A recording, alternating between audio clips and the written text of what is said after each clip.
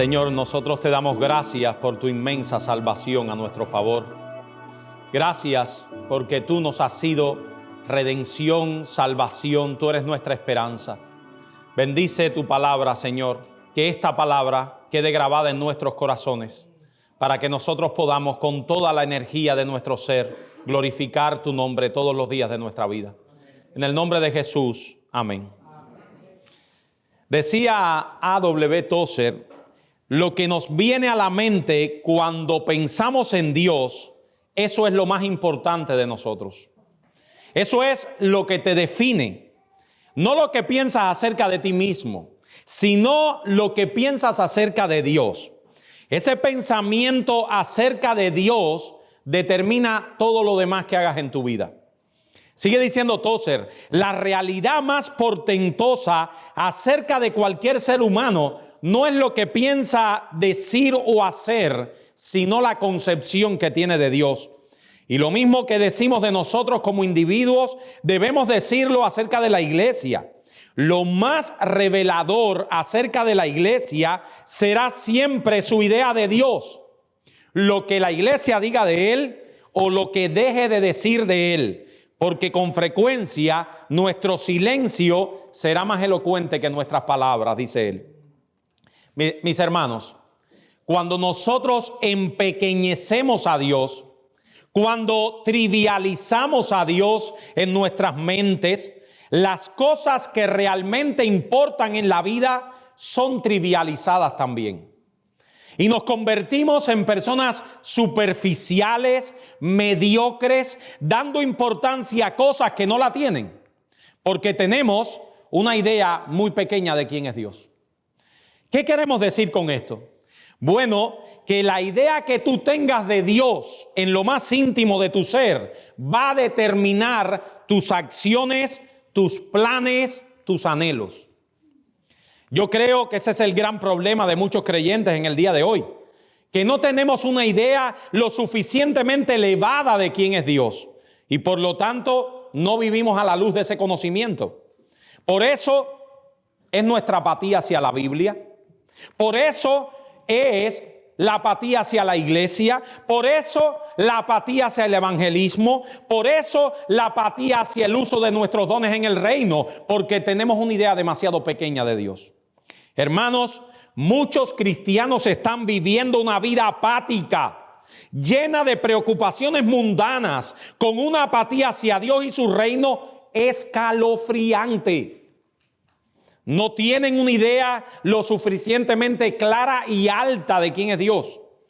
Por eso no son dominados por una pasión por Él que arrastre todo lo demás a secundario. Y hermanos, cuando digo todo lo demás, estoy diciendo todo lo demás. Todo lo demás. Les invito ahora a que nosotros vayamos al texto que pondremos en este culto de Santa Cena. Vayamos al texto de Isaías, capítulo 41, los versículos 1 al 7, donde Dios va a presentar esta idea que he venido diciéndoles. Isaías, capítulo 41, versículos del 1 al 7. Escuchadme, costas, y esfuércense los pueblos. Acérquense y entonces hablen. Estemos juntamente a juicio. ¿Quién despertó del oriente al justo? Lo llamó para que le siguiese. Entregó delante de él las naciones y le hizo enseñorear de reyes. Los entregó a su espada como a polvo, como hojarasca que su arco arrebata. Los siguió. Pasó en paz por camino por donde sus pies nunca habían entrado. ¿Quién hizo esto y realizó esto? ¿Quién llama las generaciones desde el principio? Yo, Jehová, el primero, y yo mismo con los postreros. Las costas vieron y tuvieron temor. Los confines de la tierra se espantaron, se congregaron y vinieron. Cada cual ayudó a su vecino y a su hermano dijo, esfuérzate. El carpintero animó al platero y el que alisaba con martillo al que batía en el yunque diciendo, buena está la soldadura, y la firmó con clavos, para que no se moviese. Mientras el capítulo 40 de Isaías, que trató nuestro pastor Joel, en el verso 31 termina diciendo: los que esperan a Jehová. Los versículos iniciales de este capítulo de hoy desplazan nuestra atención a las naciones y a las costas idólatras. Escuchadme, costas, y esfuércense los pueblos, acérquense y entonces hablen, estemos juntos a juicio. Dios se dirige a las naciones para que se presenten delante de Él, porque Él tiene un asunto importante que decirle a todos los hombres de la tierra. Un asunto importante que discutir con aquellos que confían en los ídolos y que adoran a los ídolos. La escena parece un tribunal. Dios, el gran juez, y la tierra entera delante de Él. Las primeras palabras del Señor son como la de un juez que preside llamando al orden en la sala. Escuchadme, escuchadme. Invita a las naciones a que se presenten delante de Él. Tenemos enfrente entonces a un texto que se nos presenta a Dios juzgando la tierra entera, dando argumentos delante de ese gran tribunal y presentándose Él como el mismo juez de todos los hombres. Veamos en este texto, hermanos, tres encabezados principales. En primer lugar, la grandeza y soberanía de Dios. En segundo lugar, la bajeza e insignificancia de los ídolos. Y en tercer lugar, saquemos algunas aplicaciones para nuestras vidas. Sin más, veamos nuestro primer punto. Ya se van a dar cuenta a medida que ahondemos de lo que trata este texto aparentemente complicado. La grandeza y soberanía de Dios. Escuchadme, costas, y esfuércense los pueblos, acérquense y entonces hablen, estemos juntamente a juicio. ¿Quién despertó del oriente al justo, lo llamó para que lo siguiese, entregó delante de él las naciones y los hizo enseñorear de reyes, les entregó a su espada como polvo, como hojarasca, que su arco arrebata? ¿Quién hizo esto? Lo siguió, pasó en paz por camino por donde sus pies nunca habían entrado. ¿Quién hizo y realizó esto? ¿Quién llama a las generaciones desde el principio? Yo, Jehová, el primero, y yo mismo con los postreros. Las costas vieron y tuvieron temor, los confines de la tierra se espantaron, se congregaron y vinieron. Isaías, por medio de una serie de preguntas retóricas, nos da en este texto una mirada a la soberanía y la grandeza de Dios. Dice Pink en su libro La soberanía de Dios, un excelente libro: deseo hacerles una pregunta. ¿Quién está en control de todo lo que pasa en el mundo? ¿Dios, Satanás o tú mismo? Mucha gente piensa que Dios es solamente rey en el cielo, pero no piensa que Él es el creador y el sustentador y que controla todas las cosas que ocurren en Él. Dice Pink, algunas personas piensan que el mundo funciona como una máquina, obedeciendo leyes naturales. Otros piensan que el hombre puede controlar su vida como a él le plazca, a lo que llaman los mismos hombres el libre albedrío. Así que, hermanos, Dios se presenta en este texto como el soberano de toda la tierra, el gobernante y rey absoluto del mundo entero. Todas estas preguntas que Isaías hace tienen una sola respuesta. Yo soy, dice el Señor. ¿Qué es la soberanía de Dios, hermanos? ¿Qué es la soberanía de Dios? La expresión Dios es soberano comunica la gran verdad de la suprema autoridad de Dios. Dice Pablo en 1 Timoteo 6, 13 al 16, te mando delante de Dios que da vida a todas las cosas, y de Jesucristo, que da testimonio de la buena profesión delante de Poncio Pilato, que dio testimonio, que guardes el mandamiento sin mácula ni reprensión hasta la aparición de nuestro Señor Jesucristo, la cual a su debido tiempo mostrará el bienaventurado y solo soberano, Rey de reyes y Señor de señores.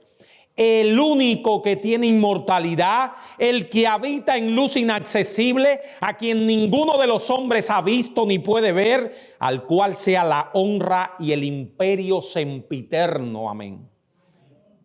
La soberanía es la absoluta autoridad de Dios, representada por el carácter divino de quién es Dios. Es el único gobernador de este mundo, el único creador del mundo. No puede existir otro, porque Él es el primero y el último. Eso lo dice el Señor. Él le dice en ese tribunal, ¿quién realizó esto? El verso 4. ¿Quién llama a las generaciones desde el principio? Yo, Jehová, el primero, y yo mismo con los postreros. Soberanía divina simboliza que Dios es el que se sienta en el trono del universo. Él es el que manifiesta su supremacía en todas las cosas. Él es Dios sobre todo lo que hay. Su esencia creadora y dueño de lo creado tiene toda autoridad sobre su creación. El que hace todas las cosas según el designio de su voluntad, dice Efesios. Yo soy Dios y no hay otro, y nada hay semejante a mí, que digo, mi consejo permanecerá y haré todo lo que quiero, dice Isaías 46. Nabucodonosor, el rey de Babilonia, edificó obras arquitectónicas que están consideradas entre las 7 maravillas del mundo. ¿Saben eso? Ese rey que se narra ahí en Daniel. Los llamados jardines colgantes de Babilonia. Aún así, este rey, que llegó a ser la persona más importante del mundo de su tiempo, dijo: alabó al Rey Altísimo que estaba por encima de él, y dijo de él: el dominio de Dios es sempiterno y su reino por todas las edades, y él hace según su voluntad en el ejército del cielo y en los habitantes de la tierra, y no hay nadie que detenga su mano y le diga qué haces. Sin embargo, ahora quiero ser un poco más profundo en este tema capital, que es columna de esta iglesia y columna que debe ser del mundo entero. Hasta acá hemos dicho que Dios es soberano, o sea que Él es el verdadero rey y gobernante del mundo. Pero la Biblia afirma que Dios, además de ser soberano, es Dios providente.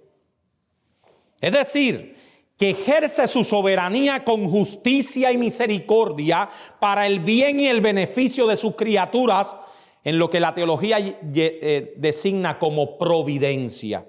Una palabra que usamos y a veces no sabemos qué significa. Si creemos en la soberanía de Dios, debemos creer también en la providencia de Dios. Aunque la soberanía y la providencia están íntimamente relacionadas, no son lo mismo, ¿saben?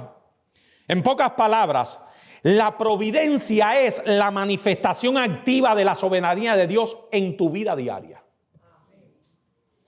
Así que si vemos nuevamente nuestro texto, podremos darnos cuenta que este texto, más que de la soberanía de Dios, habla de la providencia de Dios. ¿Quién despertó del oriente al justo? ¿Quién lo llamó para que le siguiese? ¿Quién entregó delante de él naciones y le hizo enseñorear de reyes? ¿Le entregó a su espada como polvo, como hojarasca que su arco arrebata? ¿Quién hizo esto? ¿Quién llama a las generaciones desde el principio? ¿Quién es el que traza la vida de los hombres como Él quiere, como Él le place? ¿Quién hace eso? Dice el Señor: yo Jehová el primero y yo el último. Dice el Catecismo de Heidelberg, que se escribió en 1563, en la pregunta 27, ¿qué entiendes por la providencia de Dios? Nuestra confesión de fe tiene un capítulo sobre la providencia. Pero yo quise tomar este catecismo para hablar otras palabras. Dice el catecismo: ¿qué entiendes por la providencia? Respuesta: es el poder todopoderoso y siempre presente de Dios, por el cual sostiene en su mano el cielo y la tierra y a todos nosotros. Y la gobierna de tal manera que las hojas, la hierba, la lluvia, la sequía, los años fructíferos y amargos, la salud, la enfermedad, la prosperidad y la pobreza, de hecho, todas las cosas que nos acontecen no ocurren por azar, sino por su mano paternal. Hermanos, la providencia no es azar. Los cristianos no creemos en el azar. Creemos en el Dios de la providencia. Y la razón más clara y sencilla para esa afirmación que les estoy dando, lo que trae una diferencia abismal entre la providencia y el azar, es que el azar es caprichoso. El azar es sin sentido. El azar es sin propósito. Sin embargo, la providencia de Dios tiene un propósito claro y definido en tu vida. Dios gobierna este mundo y cada acontecimiento de nuestras vidas con un propósito claramente reflejado en la Biblia. Dios gobierna, mi hermano, tu vida con un propósito. Todo lo que pasa en tu vida, la salud, la enfermedad, el pelo de tu cabeza que se te ha caído, cada respiración que haces desde que comienza el día, el latido de tu corazón, todo cuanto acontece en tu vida, Dios lo gobierna con un propósito en tu vida. Dios nos escogió en Cristo antes de la fundación del mundo para que fuésemos santos y sin mancha delante de Él. En amor nos predestinó para adoptarnos como hijos mediante Jesucristo, conforme a la buena intención de su voluntad, para alabanza de la gloria de su gracia. Eso lo dice Pablo en Efesios 1. Así que, mis hermanos, todo lo que ocurre en tu vida está pasando por un plan soberano providencial trazado por Dios. Y ese plan es la consumación de tu gozo en Dios.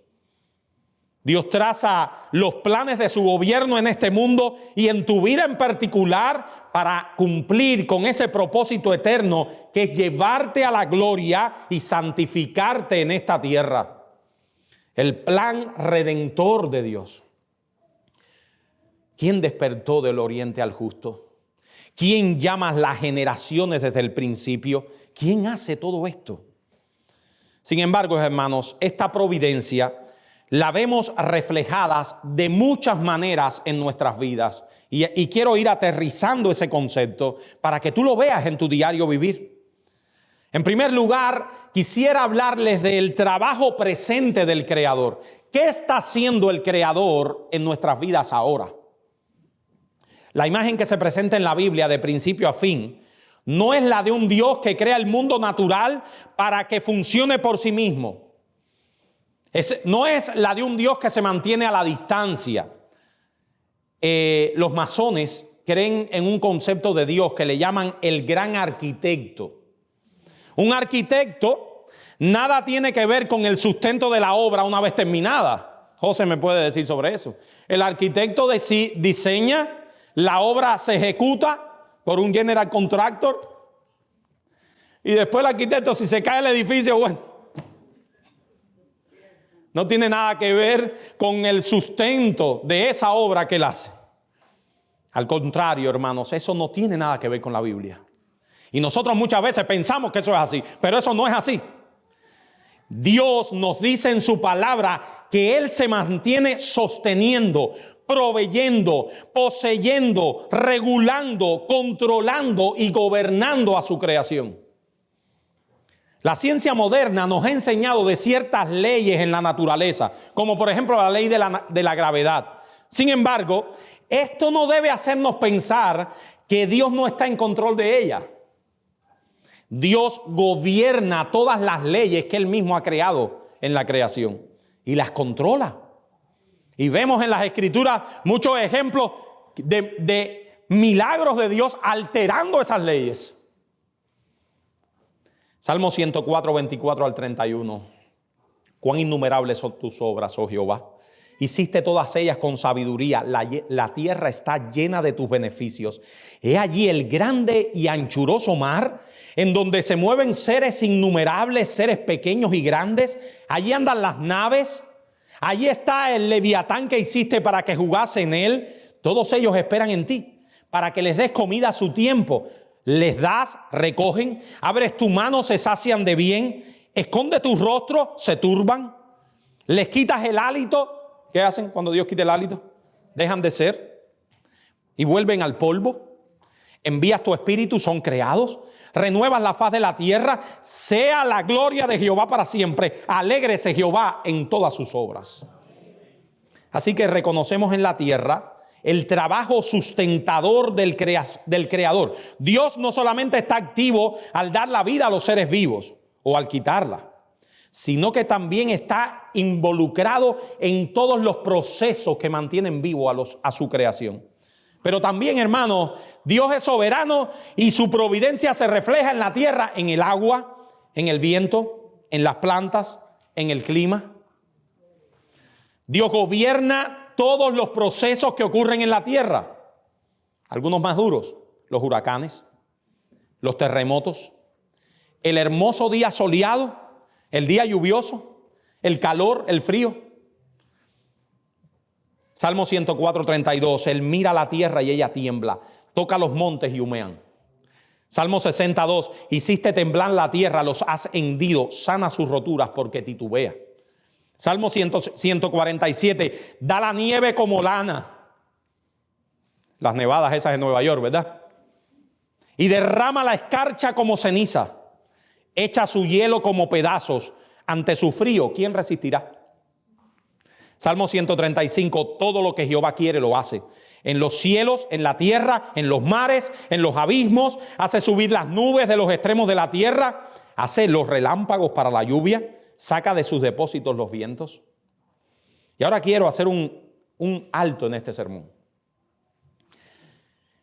Un stop. Detengámonos un momento ante esto y traigamos una aplicación a nuestras vidas. Porque esto que estoy compartiendo con ustedes, no es conocimiento intelectual. Es gasolina para nuestros motores espirituales. Quiero citarles un fragmento del excelente, edificante y muy recomendable libro de John Piper llamado Providencia. Tengan paciencia que les leeré una cita un poquito extensa de este libro, pero quiero que saboreen la providencia de Dios en la vida de los seres humanos. Dice Piper, 10,000 providencias por las cuales no se da gracias. Fíjate este capítulo, 10,000 providencias, 10,000 para poner un número como el himno ese que cantamos. 10,000 providencias por las cuales no se da gracias diariamente. Dice él, no puedo evitar detenerme aquí para hacer una observación sobre la forma en que el mundo responde a la providencia de Dios. Si hay una tormenta en el mar y se hunde un transatlántico, y si una condición meteorológica peligrosa derriba un avión comercial y se pierde en vida, a menudo hay protesta. Tanto pública como en el dolor personal de los familiares, preguntándose, ¿dónde estaba Dios? La intensa aflicción es real y dolorosa. Lo comprendemos. Y es comprensible en todos los que experimentan pérdida en esos desastres. Y muy a menudo, incluso los santos más maduros pronuncian palabras desacertadas en esos momentos. ¿No es verdad? Dice él, pero ¿dónde está esa misma intensidad emocional correspondiente e incluso el reconocimiento leve de la providencia de Dios cuando 100,000 aviones aterrizan con seguridad cada día? ¿Quién da gracias?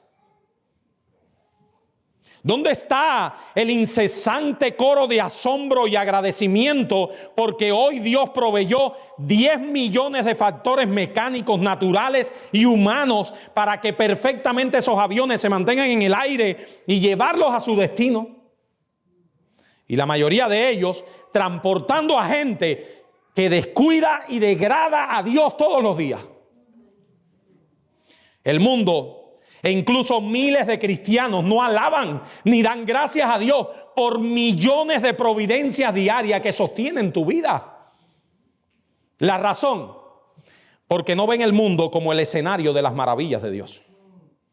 Lo ven como una inmensa máquina que funciona con leyes sin sentido, excepto cuando la rebeldía y la autoexaltación de nuestro corazón encuentran una oportunidad adecuada para encontrar faltas en Dios y justificar nuestra ceguera ante 1.000 millones de actos de bondad de Dios contigo todos los días. Fin de la cita.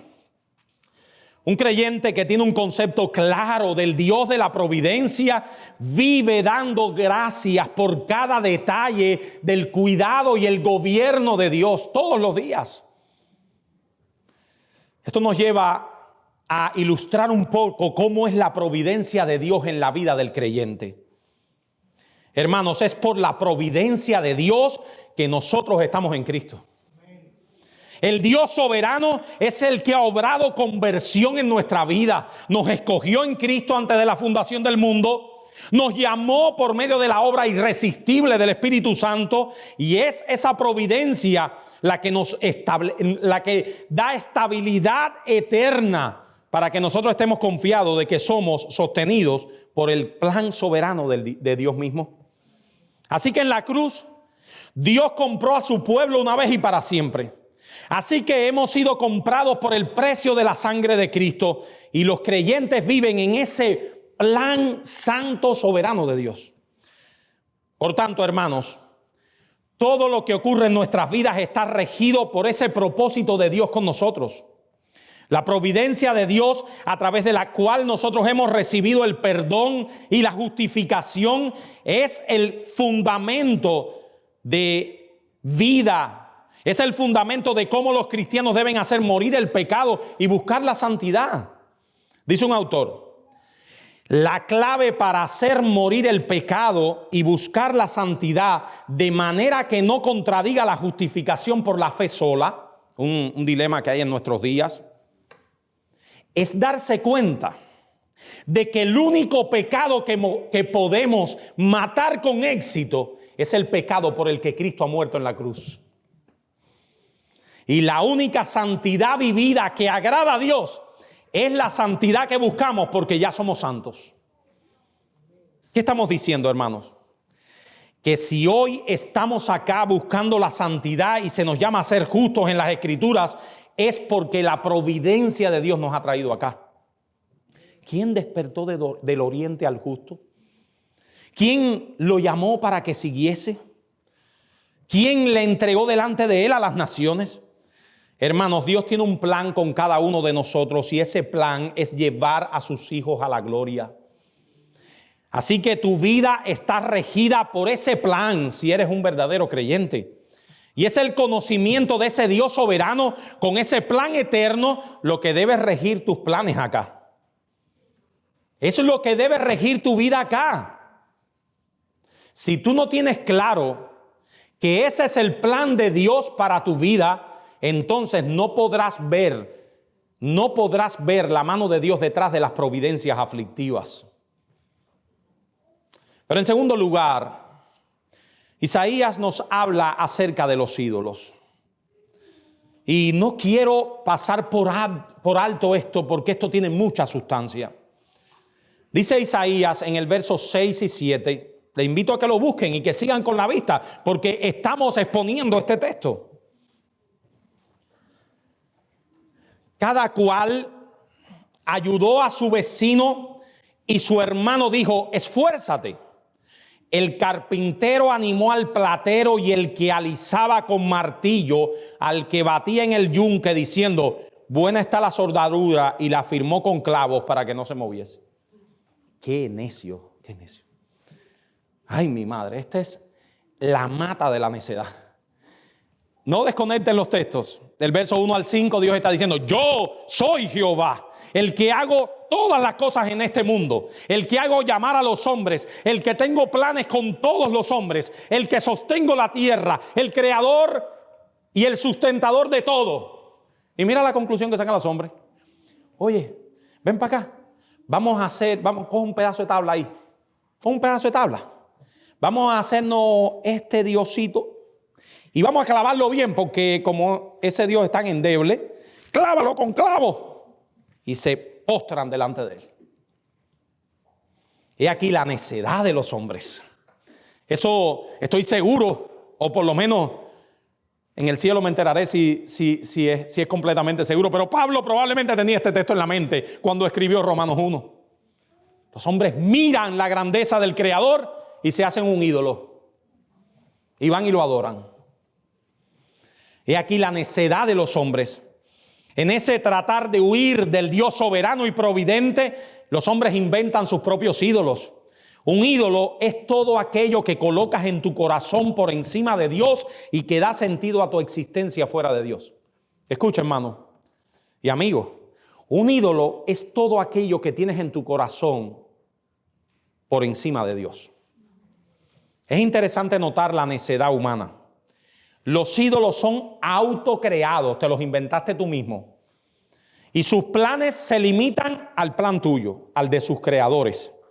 El hombre se coloca así superior a esos ídolos y los hace parte de sus antojos.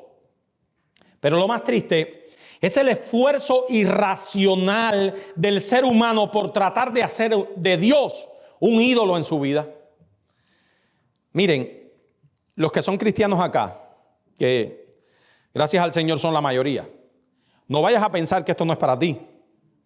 Yo no estoy diciendo este texto solamente para las visitas. No te desconectes. Vayamos a Éxodo capítulo 32, versículos 1 al 6.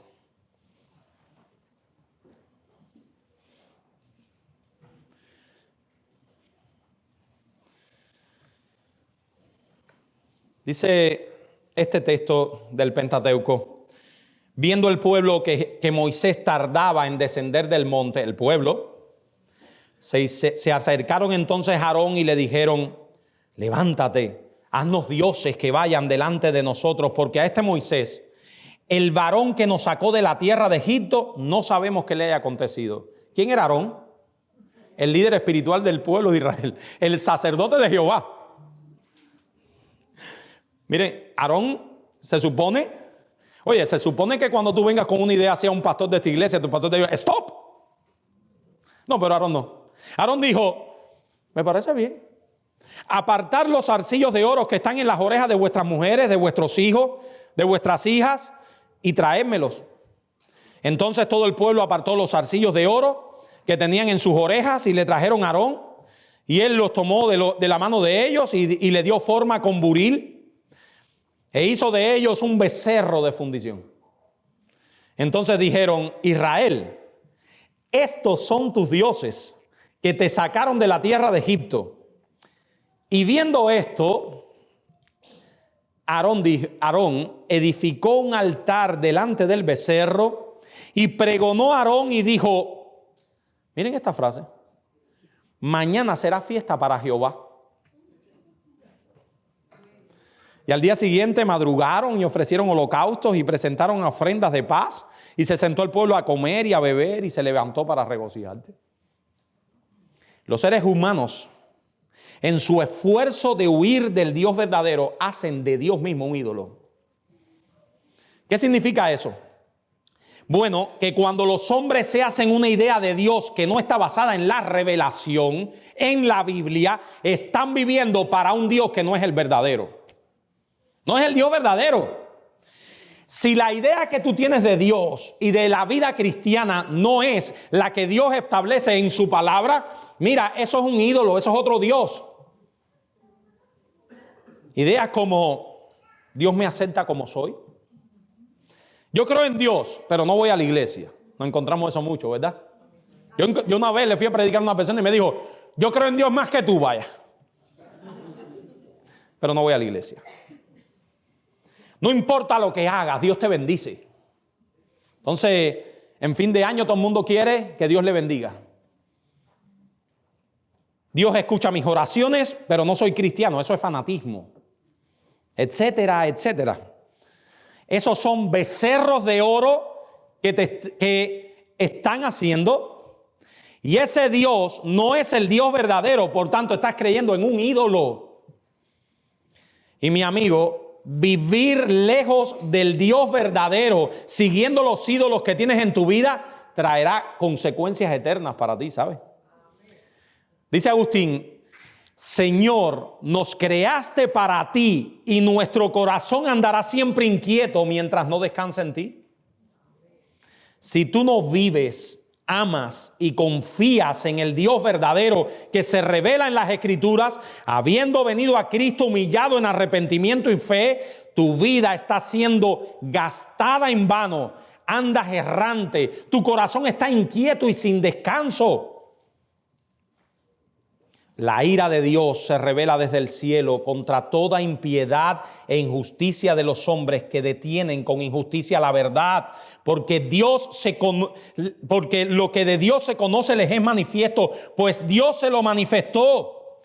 Porque las cosas invisibles de Él, su eterno poder y deidad, se hacen claramente visibles desde la creación del mundo. Habiendo conocido a Dios, no le glorificaron como a Dios, ni le dieron gracias, sino que se envanecieron.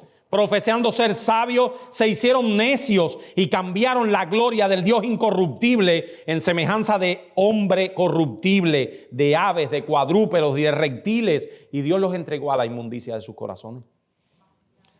Sin embargo, los creyentes, aquellos que nos hemos acercado al verdadero Dios, tenemos que luchar con el pecado remanente de la idolatría en nuestro corazón, hermano.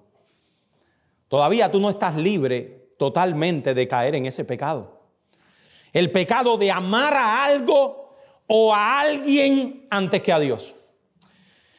Yo les invito a que hagan esta tarea. Vamos a ir a Primera de Juan, capítulo 5, versos 20 al 21.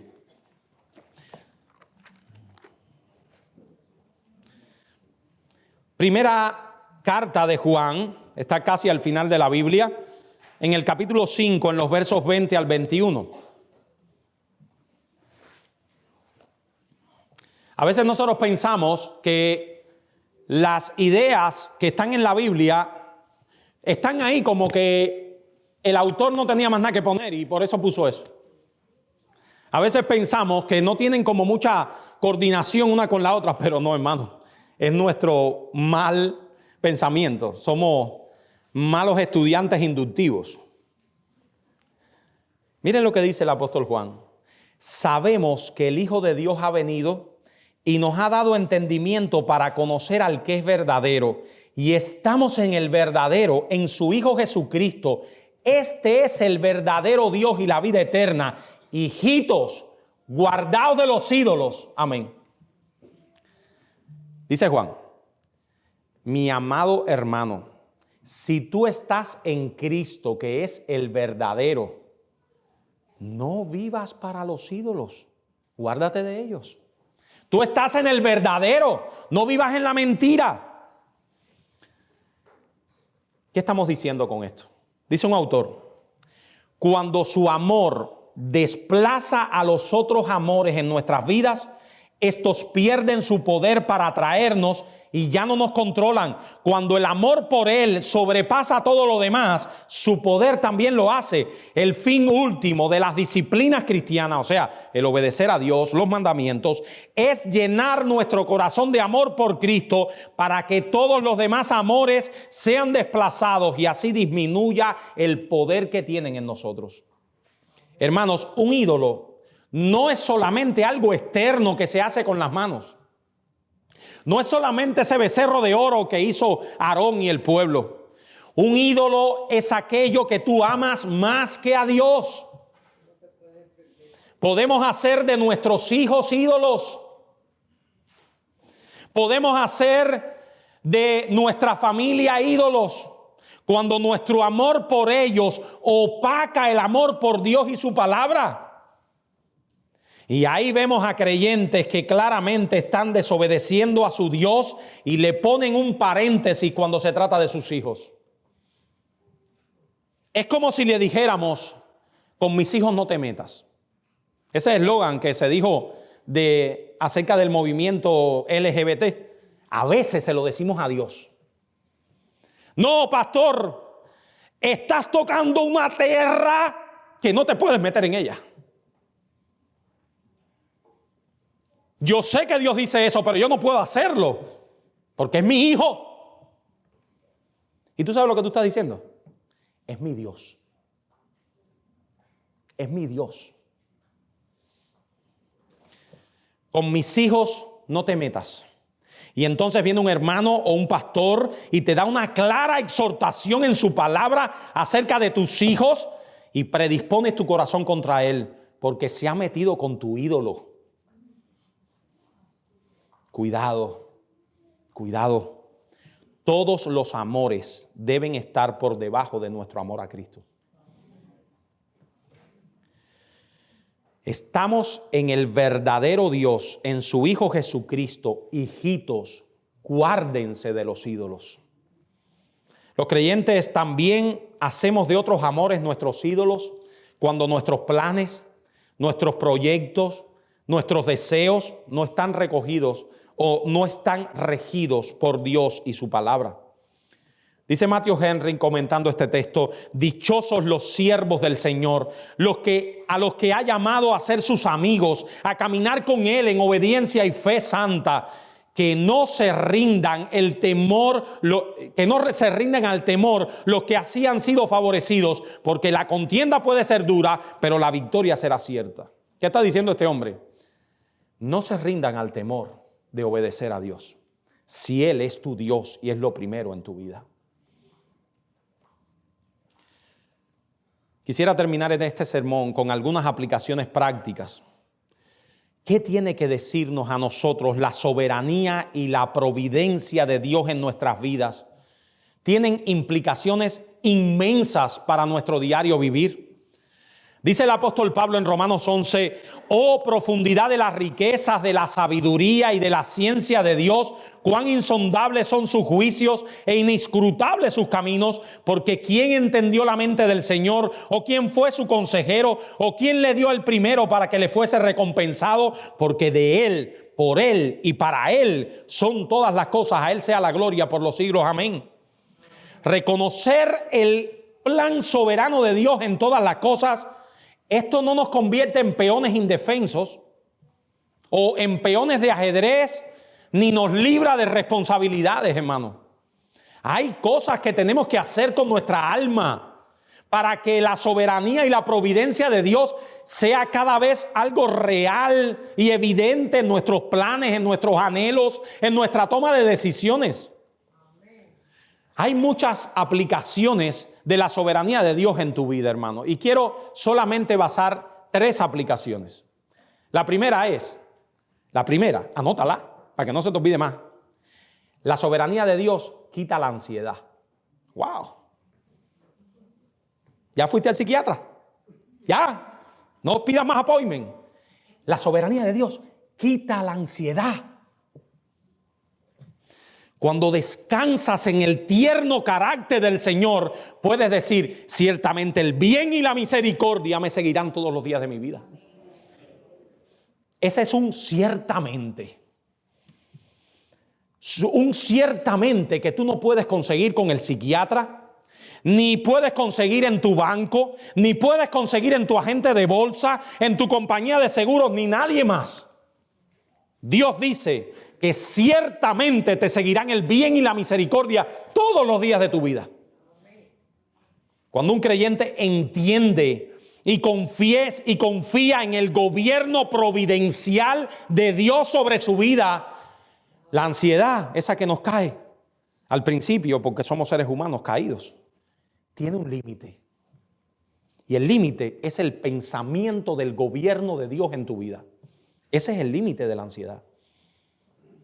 Yo estoy en las manos de Dios y su propósito en mi vida es que Él sea glorificado en mí, que crezca en santidad, es llevarme a su reino eterno.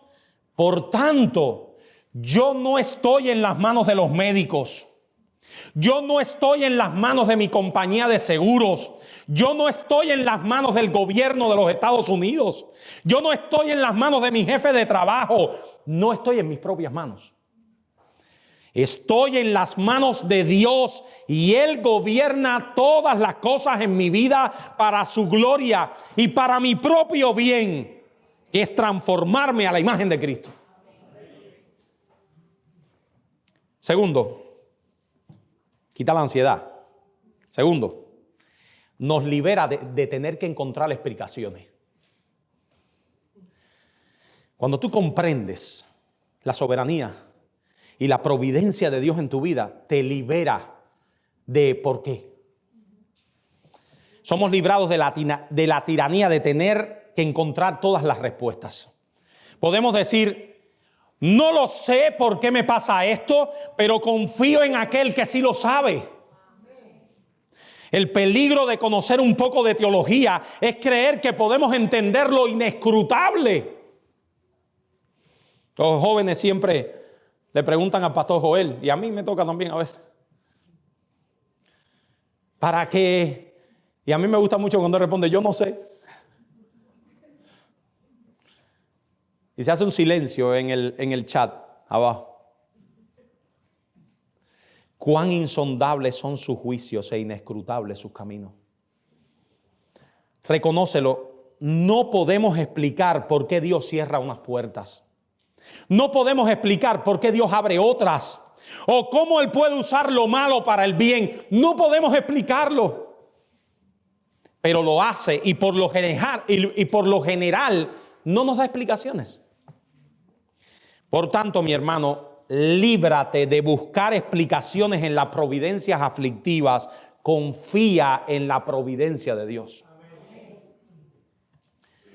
Y en tercer lugar, la providencia quita la ansiedad. La providencia nos libra de estar buscando explicaciones. Y en tercer lugar, la providencia nos guarda del orgullo. Pablo escribió, de Él, por Él y para Él son todas las cosas. Wow, cuando ya te dicen esa frase, ¿dónde está el nombre Pablo ahí? De Él, por Él y para Él son todas las cosas. Pablo está diciendo, yo no tengo nada que ver con esto. Si quieres que la soberanía del Señor sea temporal o limitada, entonces tienes que quitar el todas las cosas. Si quieres que quieres ponerle un alto a la soberanía de Dios en tu vida, que no existe, ¿verdad? Entonces quita el todas las cosas del texto. Sabemos además que a los que aman a Dios, todas las cosas le ayudan a bien. Todas las cosas, vuelve el término. Si el Señor dice todas las cosas, ¿qué quiere decir? Todas las cosas. Todo se reduce a una simple elección. O confiamos en Dios o jugamos a ser Dios. Esa es una decisión muy fácil de tomar, hermanos. Dice Romanos 12, así que ruego, hermanos, os ruego por las misericordias de Dios que presentéis vuestros cuerpos en sacrificio vivo, santo, agradable a Dios, que es vuestro culto racional. No os conforméis a este siglo, sino transformaos por medio de la renovación de vuestro entendimiento para que comprobéis cuál es la buena voluntad de Dios, agradable y perfecta. Y hay dos aspectos de la misericordia de Dios. Uno es su gobierno absoluto y el otro nuestra reacción ante ese gobierno. Os ruego por las misericordias de Dios que presentéis vuestros cuerpos en sacrificio vivo, santo, agradable a Dios. Pablo escribió, somos responsables de resistir las presiones de este sistema mundial que nos atrae todo el tiempo a la dirección equivocada. Somos responsables de renovar nuestras mentes diariamente por medio de la oración y la lectura de la palabra. Y somos responsables de reconocer su voluntad para con nosotros y vivir de acuerdo a ella. Vivir con la conciencia de la soberanía de Dios en nuestras vidas no significa estar inmóviles o no tener responsabilidades. No, significa no molestarnos en tomar decisiones ni molestarnos en establecer nuestros propios planes. Significa tomar decisiones conforme al consejo de Dios. El autor de muchísimos himnos que cantamos, ya casi estoy terminando, Isaac Watts, es el autor de muchos de los himnos que nosotros cantamos. Él expresa la soberanía de Dios en un himno. Y dice él, ¿y qué podré yo darte a ti a cambio de tan grande don? Todo es pobre, todo es ruin. Toma, oh Dios, mi corazón. Todo lo que yo puedo darte es pobre, es ruin, para lo que tú me has dado a mí. Tómalo todo, Señor. Y para aquellos que están en este lugar que no conocen al Dios verdadero presentado en este pasaje, mi amigo, hijos nuestros, aunque no lo veas o reconozcas, Dios gobierna también tu vida, mi amigo. Esto no es solo para los cristianos. Dios gobierna también tu vida. El gobierno soberano de Dios no depende de que tú lo creas o no. Eso le digo mucho a mis hijos. Da igual que tú creas a Dios o no, Dios va a seguir siendo Dios y Él va a seguir regulando tu vida. No pienses que el hecho de que tú creas en Él va a hacer que Él sea más real de lo que está obrando en ti. Él siempre obra, Él es el gobernador absoluto de tu vida. El hecho de que estés hoy en este lugar, tú que estás en Cristo, eso tú tienes que meditarlo con tu propia alma. Si tú estás en este lugar sin Cristo, es porque Dios en su infinita misericordia te ha traído a este lugar hoy. Te ha traído aquí para que des sentido y propósito a tu vida. Fuimos creados para vivir en amistad con el Creador. Y eso es lo único que da sentido a la vida. Nuestro pecado siempre nos hace huir de Dios. Sin embargo, Dios ha enviado a su Hijo Jesucristo al mundo para morir por los pecados de todos aquellos que vienen a Él en arrepentimiento y fe. Hay vida en Jesús. Y esa vida es lo único que puede dar sentido a tu vida. No sigas perdiendo la vida. No sigas ignorando su misericordia. Porque la vida en este mundo solo tiene sentido si es vivida en Cristo. Porque si te vas de este mundo sin Cristo, tendrás que presentarte delante de Él como el juez de todos. Y Él demandará de ti, siendo Él el gobernador soberano de tu vida, te demandará por qué no la viviste para Él. Termino con estas palabras en la versión de la Biblia de las Américas. Ojalá Dios quiera que estas palabras se pongan en el corazón. Ese Dios providencial ponga estas palabras, estas últimas palabras, en el corazón de toda persona acá que no tiene a Cristo. Romanos capítulo 2 dice: ¿o tienes en poco las misericordias de su bondad, las riquezas de su bondad, tolerancia, paciencia, ignorando que la bondad de Dios te guía al arrepentimiento? Mas por causa de tu terquedad y de tu corazón no arrepentido, estás acumulando ira para ti en el día de la ira y de la revelación del justo juicio de Dios. Ven a Cristo, no sigas huyendo de Él. Vamos a orar.